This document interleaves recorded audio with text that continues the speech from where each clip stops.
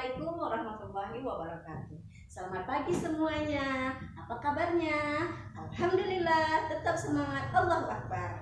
Baiklah anak-anakku, untuk mengawali pertemuan kita pada pagi ini, marilah kita berdoa bersama. Berdoa dimulai. Berdoa selesai. Baiklah anak-anakku, ibu mau mengabsen dulu.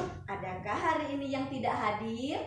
Oh, hadir semua. Bagus. Anak-anak ibu hadir semua. Buku dan perlengkapan belajar hari ini sudah lengkap.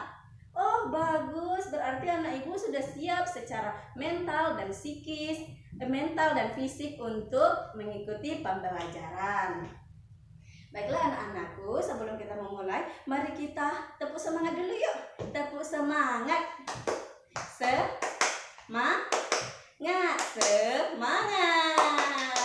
Baiklah, untuk pembelajaran hari ini kita membahas tentang masalah benda hidup dan benda tidak hidup. Benda hidup itu merupakan benda yang dapat tumbuh, berkembang, bergerak. Sedangkan benda yang tidak hidup itu tidak dapat bergerak, hanya bisa diam, tidak bisa berkembang, tidak bisa bernafas.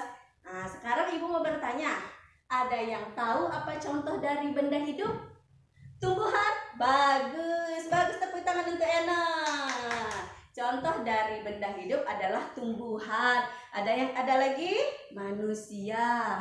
Setelah itu hewan. Bagus. Berarti anak ibu sudah tahu apa itu benda hidup. Selanjutnya benda tidak hidup. Apa itu benda tidak hidup? Benda yang tidak dapat bergerak. Contohnya batu. Oh, bagus, tepuk tangan untuk Najmi.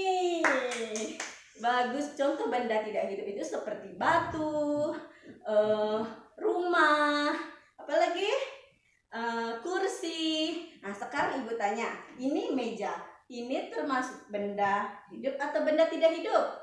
Benda tidak hidup, bagus. Sekarang ibu tanya, papan tulis. Papan tulis merupakan benda hidup atau benda tidak hidup?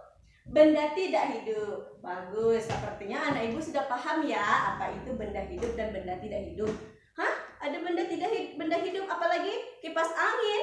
Oh, kipas angin benda hidup atau benda tidak hidup? Kipas angin merupakan benda tidak hidup. Karena kipas angin itu dihidupkan menggunakan listrik. Jadi, ibu harap anak-anak semua paham ya, benda hidup dan benda tidak hidup.